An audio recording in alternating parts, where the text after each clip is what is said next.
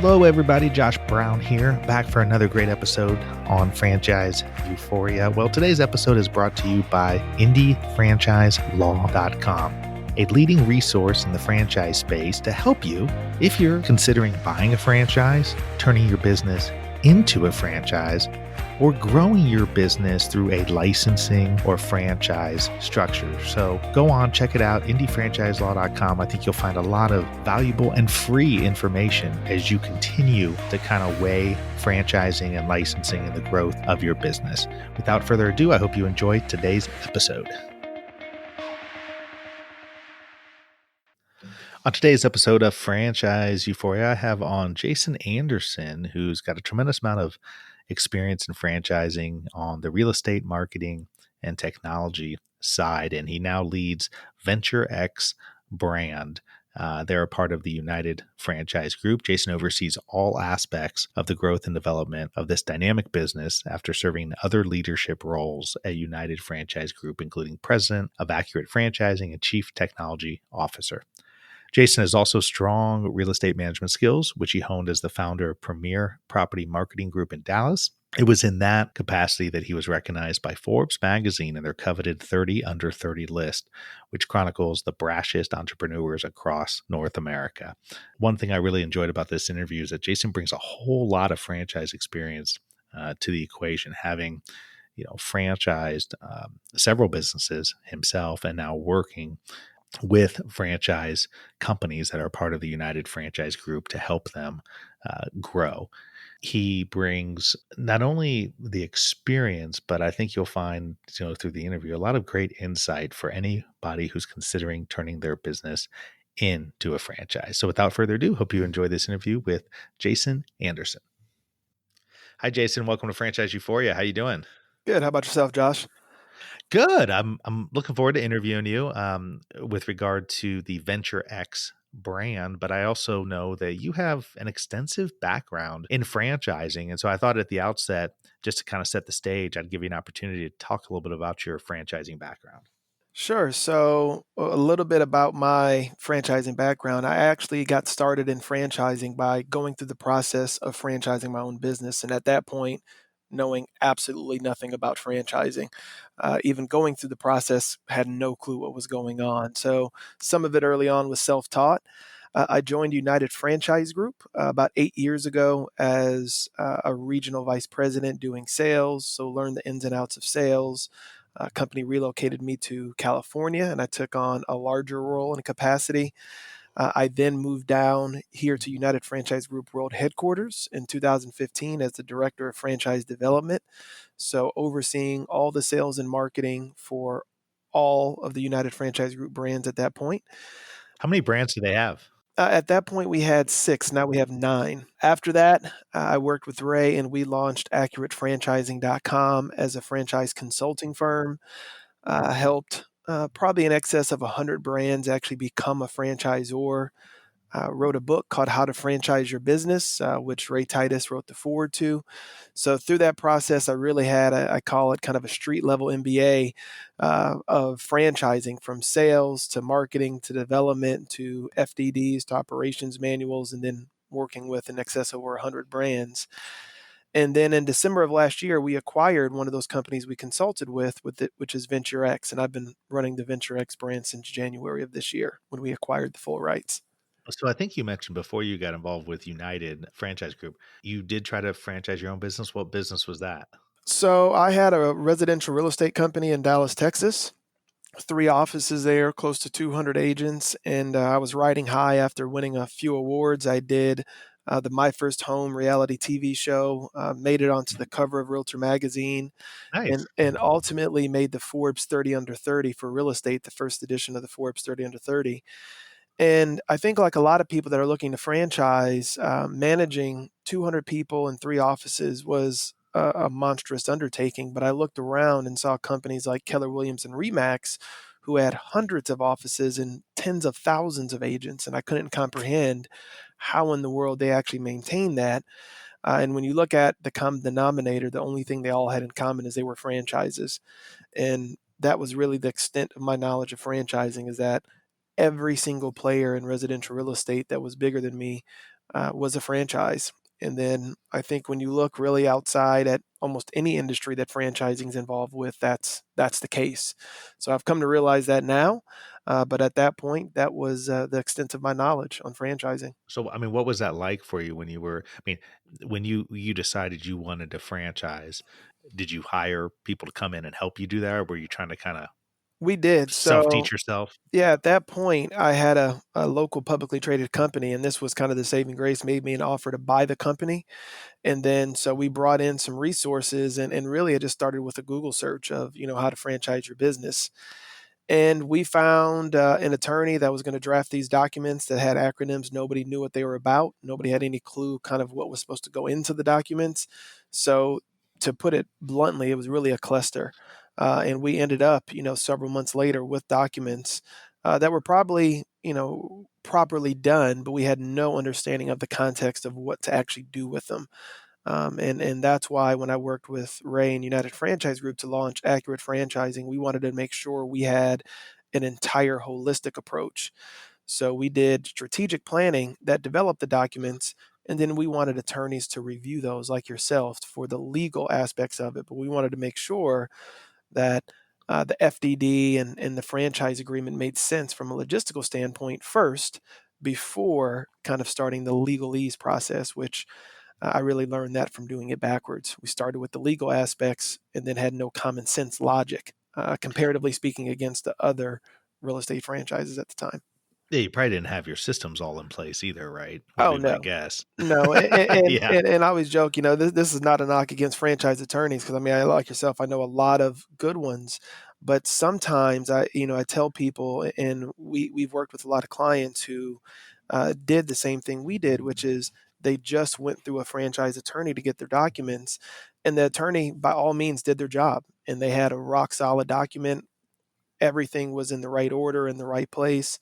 But then when we would look at doing a comparative analysis to the competitors in their field, we kind of found the franchise to be unsellable, meaning that not much thought was given to the sales, marketing, and really the goals and objectives of the specific brand versus the letter of the law for the FDD per se. No, I mean, I think that's I'm harping on it because I think it's an excellent point. I mean, I've seen that in my own world and with the people who contacted me and who, you know, I'm very careful because I don't want people to be in the situation you guys were in where for whatever reason people think that, oh, if I just go get these documents and I'm ready to franchise, I'm ready to just go and sell them. Mhm. So I always try to make sure. I think it's important for anybody listening to make sure that if you're actually thinking about franchising, you need to have a good franchise operations manual. You need to have good training manuals. You need to have your model in place, and you actually need to have a strategy or be working on a strategy for how you're going to sell and grow your system in a realistic way, and then combine that with the legal aspects of it. Because to your point, I think a lot of people find out that just because they legally are a franchise, if they don't have a strategy behind it and the other tools to go along with it, it doesn't do them a whole lot of good. It's hard to get people to buy into that. Sure. And I've found kind of a little bit of opposites attract, meaning some of the companies and brands I've worked with in the past that had the worst legal documents had the most sales, meaning, people didn't really realize what they were signing, and everybody seemed to be making money, so nobody cared. And then the Exactly. opposite was true. People had rock solid FDDs and franchise agreements, and comparatively speaking to the major competitors in their field, they had an absolutely unsellable franchise model, especially again compared to. I found that to be the case a lot in the food industry, that a lot of people started franchising in restaurant concepts or fast casual, but yet they had very little understanding of what the Jersey Mikes and Jimmy Johns and Subways of the world were actually offering for their fees, and they were just completely out of line. So are you? I mean, are you the head of sales and marketing for United Franchise Group? No. So I was. That was my role previously until January of this year. I took over as the president of VentureX. So now I'm exclusively just overseeing the VentureX franchise. But that Wait, that but Mhm. United Franchise Group bought VentureX, right? Yes. Okay. Yep. So Um, we're all one company. So I tell people, when you look at my LinkedIn, it looks like I've had 6 jobs in the last 7 years, but it's all the same company, just different roles and responsibilities within the same organization.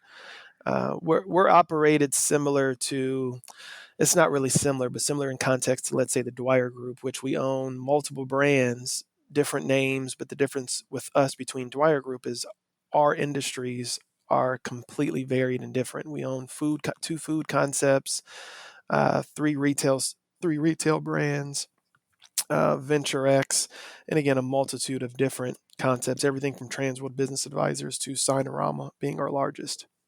Yeah, no, I'm very familiar with those, and, yeah, Dwyer just focuses on service-based Yep. I franchises, call them yeah. man in a van, and that's not derogatory, but it's all their businesses are, a man in a van type business model. What did you say? What's it called? I call them, and I've worked with a lot of these companies. Yeah, They're all of their businesses are just a man in a van, right? So a it's man in a van, okay. yeah, and that's That's good, I never heard that, yeah, that's yeah, funny.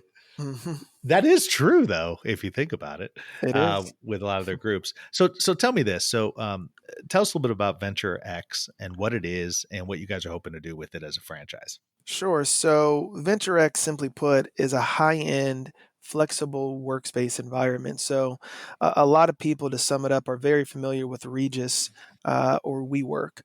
And I think when you look at those two respectively, Regis for a lot of people would be the equivalent of a Holiday Inn or, let's say, a Courtyard Marriott. There's really nothing to complain about. They have desks and chairs and flexible office space, but there's really no frills or anything inside of that. WeWork came into the marketplace is really kind of the hippest invention in co-working and shared office space, and they've helped to really catapult the industry to a next level. Same way that Tesla has really helped bring electric vehicles to another realm. And if you look at WeWork, kind of comparing it to, let's say, hotel brands, as I peg Regis to be a Courtyard Marriott or Holiday Inn Express, WeWork would really kind of be the W Hotel, which in my younger days, in my 20s, the W was the go-to hotel brand I looked for. I knew they were going to have a bar in the lobby and a nightclub on the top floor, and it was going to be kind of this fun, exciting atmosphere. But I haven't opted to stay at a W hotel in at least 8 years now because I kind of grew out of that environment. Sure, Venture X, what we pride ourselves on being is, instead of Courtyard Marriott or W Hotel, we're more of the Hilton or the actual Marriott or a Westin or a Hyatt Regency. So we're that 4.5/5 star kind of provider in the flexible workspace environment. And also, we're one of the only, to my knowledge, we are the only franchise opportunity in co-working that isn't split ownership, meaning we're 100% franchise versus corporate versus franchise type of environment, well, backed by United Franchise Group. okay, so tell me, because obviously with co-working spaces, they already are. They're not becoming. They're very popular. It's Mhm. going to continue to grow. I think the statistics are very favorable that more and more people are looking to work um, in environments that are different than traditional office space. And I can give you some actual stats there just to kind of supplement Sure, that. I mean, when you look at the last previous 5 years growth, membership in co-working spaces has grown 5,000% since 2015. And that's straight from the Global Co-working Unconference, known as JUCY, JCUC. And then Jones Lang LaSalle, the commercial real estate company, did a report showing that currently flexible workspace only makes up 5% of the total marketplace. And this is where my background and experience as a real estate broker has really come into play. And I'm still a licensed real estate broker to this day. So Jones Lang LaSalle said that it's currently only 5% of the total market of office space is flexible workspace. That number is expected to grow to 30% by 2030. Now, that 25% difference is made up with 20% of people coming out of traditional office space. And the analogy I use for this is, every time I go to New York City or any major city, I get out the airport, let's take JFK, there's dozens of taxis sitting there, and I don't get in any one of them. I use Uber. They're doing the exact same thing, just a better way to do it, right? So we're not making up a new industry. We're just sure. allowing for a better option of being in the same type of thing that was happening before. The other 5% of that 30% is going to be people that previously couldn't afford traditional office space because now they have flexible terms, and they were, let's say, scared to dive into a 2-year office lease, not knowing where their business was going to be in 90 to 3 to 6 months. So that kind of makes up, two big indicators. There's been a 5,000% increase over the last 5 years, and there's tons of third party validation that the industry is showing no signs of slowing down over the next 10 to 15 years. Well, it's interesting too because I think that traditionally people would think of co-working spaces as just for, the sort of the solo entrepreneur, the solopreneurs and so forth. But I think there's a huge increase, and you probably have statistics on this, where folks with traditional jobs, traditional corporate jobs, I think their offices they're looking to shrink down their space and have people work remotely from some of these co-working spaces as well. That's absolutely 100% accurate. I mean, to the point now where WeWork actually has a drop down for, are you looking for a one person, a 2 to 5 person, and their final line item there is for an enterprise solution, meaning moving your entire office to a managed service building. And that's really the market we look to capitalize on. I think there's a huge place, and this none of the things I'm saying is a knock on Regis or WeWork. I think they're both great companies. I actually started my original real estate company out of a Regis space, and my wife's first business was out of a Regis space in Dallas before WeWork and some of the other brands. This is 2007, 2008, were even known or available. I just think we're targeting a completely different demographic, the same way, again, that the Hampton and Courtyard Inn are targeting a different demographic than the W Hotel, than the Hilton or the Ritz Carlton are. And I believe with that influx of growth, that's going to be a huge market opportunity for us because in some of our locations, like Dallas, we're literally within 1,000 feet of two WeWorks, and they become actually a driver to business to us because while they're capturing and focused on one specific demographic, and not to say that they won't take others, but there's only a certain demographic of people that want to be in an environment with beer on tap, and that type of environment versus we don't have that the same way that an Embassy Suites has a free omelet station and wine in the afternoons. And some people love that, and other people prefer to stay at the Westin and pay for their breakfast and buy their wine in the afternoon. So we're kind of just targeting different demographics, if that makes sense. Well, no, it makes perfect sense. I mean, I imagine too, you probably get people who at times start at a WeWork and then grow into your space because maybe they want more privacy, maybe they want other attributes that you have. I guess that feeds into tell me because I have no idea. Tell me about the space. Tell me what is it that's different about the we. I mean, is it nicer furniture? Is it more privacy? Is it well? What is it that makes it a level step up? A good question. And some of the things you hit are the key points. One of them being we have Herman Miller furniture and sit on it seating. So based upon your standard kind of co-working space, those things may or may not mean anything to people when they first hear them. But again, it's very similar to when you go to a higher end hotel brand, they have nicer beds, linens, and fabrics kind of in the room. So the first thing is the actual furniture, is we are buying higher end commercial grade quality furniture than you're going to find in a typical co-working space. The other aspect is that our desks, generally speaking, are a full foot bigger than most co-working spaces as well, which means we actually put less people in per office. And again, this is not to pick on any other brand, but there are some brands out there, a few of that we mentioned already, that what they would consider a 4 person office may only be a 1 or 2 person office in our typical Venture X. Yeah. Now, also, where some of them are probably going to have glass dividers in between the walls, where you actually will be looking at the person sitting in the office between you, we have soundproof walls in between. And so some of those are the key differentiating factors. Now, I tell people at the end of the day, we're all still flexible workspace. But again, the same way you're paying for amenities, location, and design when you go to a hotel, the same thing exists when it comes to flexible workspace and office.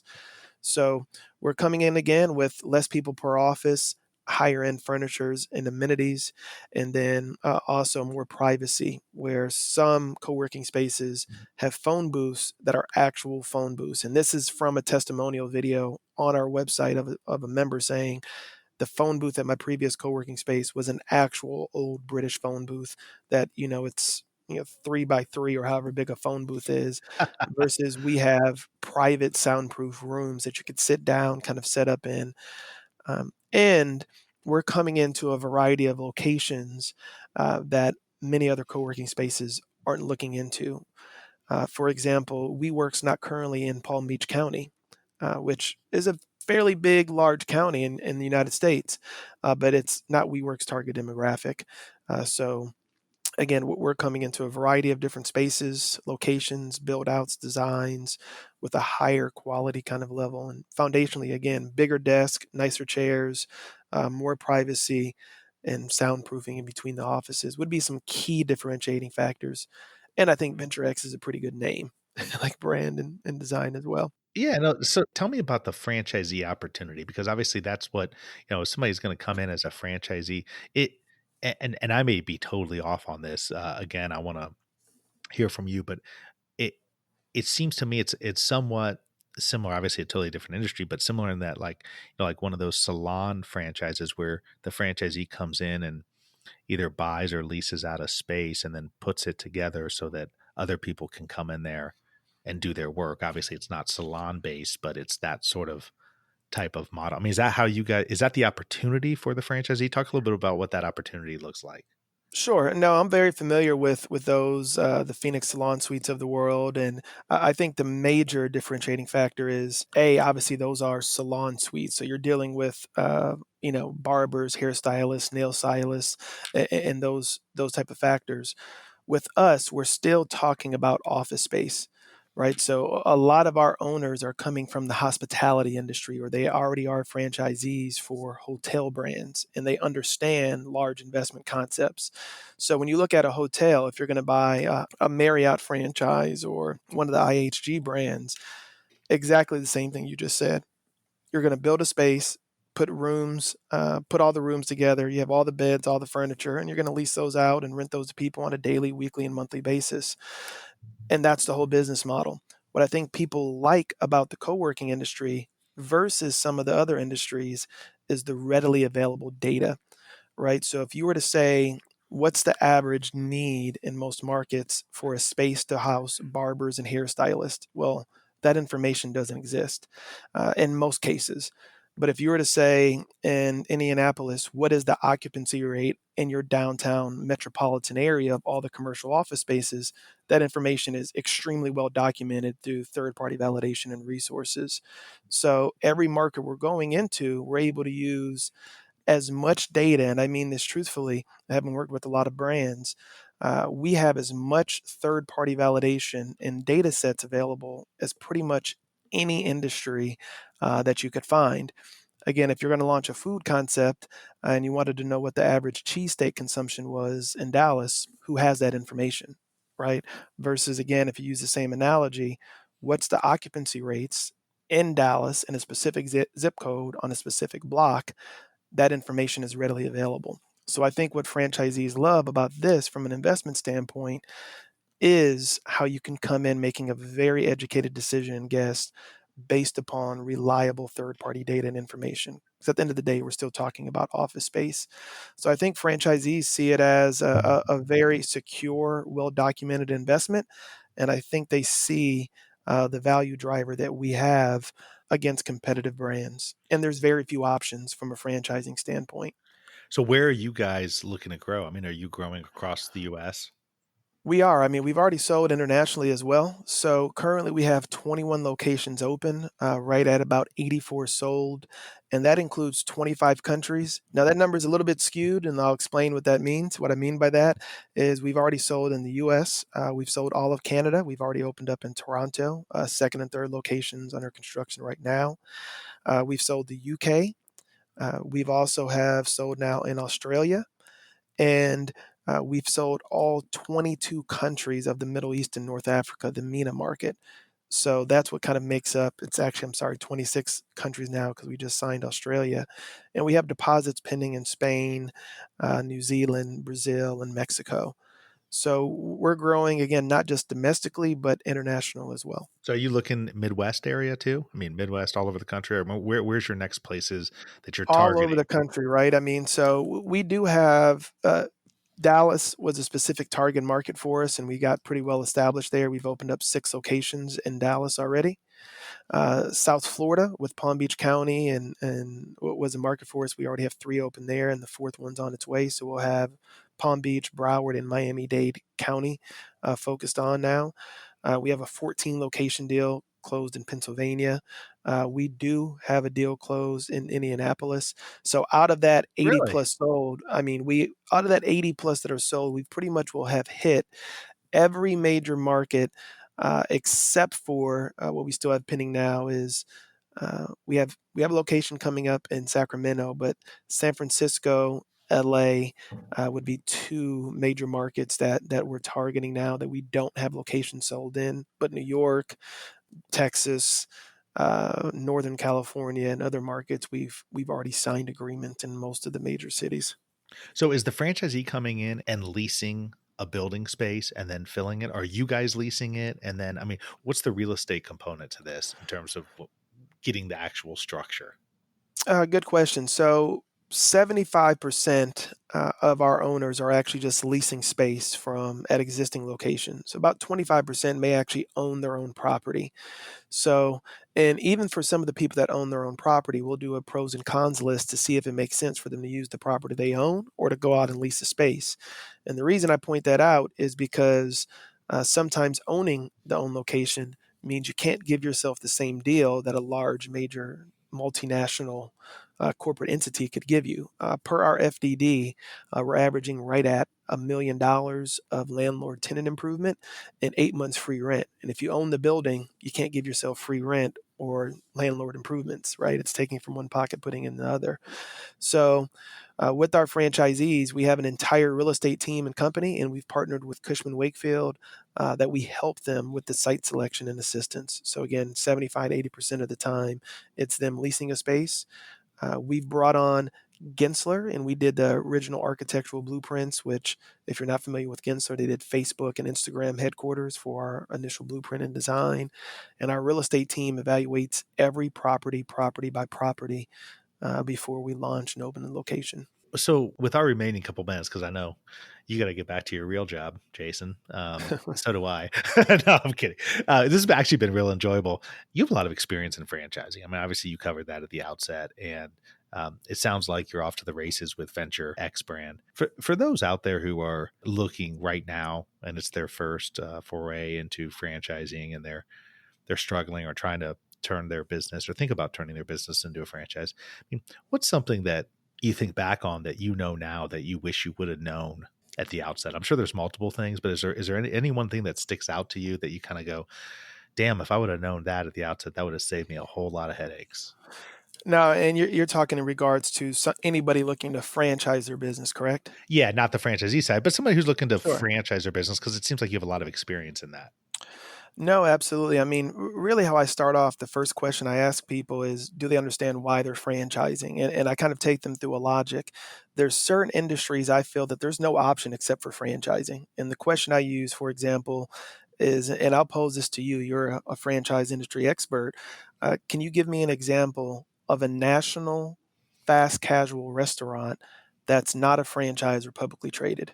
No, it's very. I mean, it's there are some, but it's very very challenging. Almost too few to even mention, right? And then for every one that you could potentially figure, I could either prove they're not in all 50 states, or you can't replicate the reasons they're there. And the Well, that's reason I the key. use that, There's regional ones, right? But to go all yeah, throughout the country, yeah.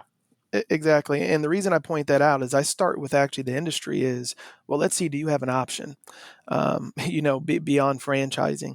And the truth I find with a lot of retail businesses, fast casual, food, service, is they really don't have an option for potential growth outside of franchising. And I know that sounds very, very, very one sided, but that is the truth, right? If you look at even the Dwyer Group, because I've actually met with people that have one man in a van businesses, and I always point to the Dwyer Group as somebody that has nailed this industry, right? So I always say, well, first question I ask is, who is your largest competitor? And Josh, as you can imagine, 90% of the time they tell me a franchise, and that's for any business, Yeah. right? So it's like, hey, you have a car dealership. Who's your largest? Well, the Toyota dealer. Well, that's a franchise, right? So you have a pack and ship store. Well, UPS store. You have a service-based businesses. Okay. Well, you got a mosquito company, Mosquito Joe, right? So that's the most graphic example I use is I actually have a local guy with a company called Scoop De Doo, and if you're not familiar, he's a competitor to Pet Butler, which Pet Butler is a dog poop cleanup franchise, right? Yep. So I joke that even in the dog poop cleanup industry, it's dominated by franchising, from Poop 911 to duty calls to the pet butler. So that's where I always start with people, is getting them comfortable with the idea of what your options are. So usually they get set to the point where they kind of grasp that maybe franchising is my only logical option, because if their goal is to open up 5 more locations, and I'm going to make up numbers here, and they have a mom and pop bagel shop, and it costs them $300,000 per location. The next question will be is, okay, you want to open up 5 more at 300,000? Do you have $1.5 million to do it? And what do you think the answer is 90% of the time? Yeah, no. No. Okay. Then I say, let's say you do have the money. So you have the 1.5 million. Do you have the time, energy, and effort to manage 5 more locations? What do you think the answer to that is typically? No. So my point is, you see how you can just follow a logical line of standpoints, and then probably 5% of the time, the people that don't fit that mold, they typically don't have a franchise. They have a product that should be licensed or developed.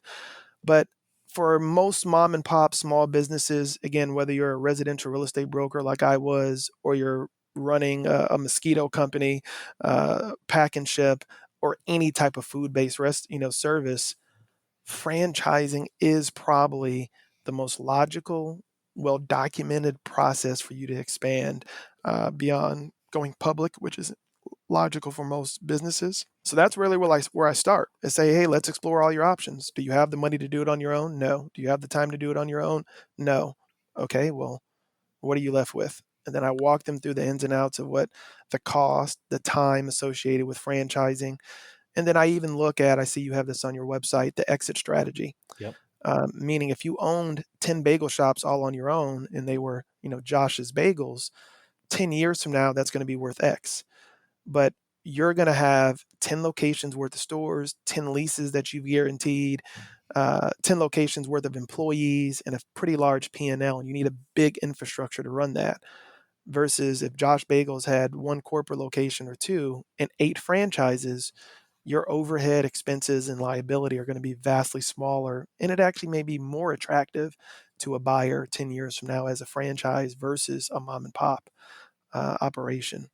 So again, I kind of just walk them through that steps, and I tell people if at any point it doesn't make sense, let's stop now, because it's not going to make sense 6 months from now when you have a franchisee, upset at you about something.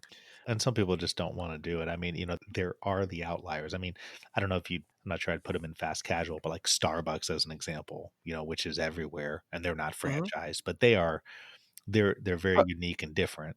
Uh, but they're publicly traded, that's meaning right. they're still using other people's money. So what I tell people Exactly. is, look, because that's one that always comes up, and I tell people, look, well, you're right, but then you're probably, what do you think the likelihood of a mom and pop coffee chain going public in the near future is, right? So I still have them follow that logic. That's why I mean, either you're going to go public, you self fund it, you franchise, or you raise just local investment capital. And that's most of your regional brands are that local investor capital that are coming in. But at that point, I tell people, you're probably going to give up a chunk, if not the majority, of your entire company to raise that money, right? Versus Sure. franchising, you can maintain 100% ownership of the franchise. And I like to even plot out to them the amount of work that's involved kind of with each step. Some are very similar, some are not. So again, I like to just walk people down a logical path of all of their options and help them really determine, does franchising, does going public. I've had a few companies where they probably could go public. Very, very, very few that I've ever talked to kind of meet that. I had some that said, hey, look, we can raise local investor capital, or we got family that could do this. But then I like to hit them with the reality of franchise sales goals. Are you okay with a 1% closing ratio and X amount of dollars per sale? Not banking on your brand going viral and becoming the next, Blaze Pizza. Could you sign LeBron James? So I try to walk them through very logical. I try to make it non-salesy because I don't want to sell anybody into becoming a franchise. They have to really determine that it's a good fit for them. Yeah. Same thing with Venture X. I walk them through the ins and outs, ask all the questions, speak with all the people, review the FDD. Here's what we say we do. Here's what we're going to provide.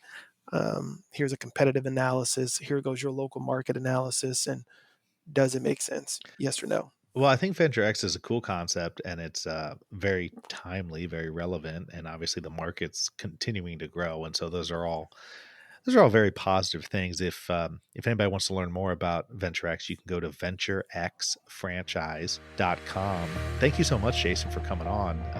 Seems like we could probably talk for another 30 minutes or so, but Sure. very interesting conversation. I very much appreciate you taking a few minutes out of your busy schedule to come on and share that with my audience. Okay. Thanks, Josh. Thank you so much for tuning in for another episode of Franchise Euphoria. If you enjoyed this episode or have enjoyed the podcast in general, I would really appreciate it if you could go to iTunes and leave me a rating and review. It really helps to get this podcast out to more and more people. So the easy way to do it is go to iTunes and in the search box, put in Franchise Euphoria. You will then see my cover art, and you click on my smiling face that says Franchise Euphoria, and then click on the link that says ratings and reviews. It's that simple, but boy, oh boy, does it mean the world to me when people leave ratings and reviews. And like I said, it really helps get the show out there. Once again, would love it if you would go to iTunes and leave a rating and review if you enjoyed this episode or other episodes of the show. And until the next time, happy franchising.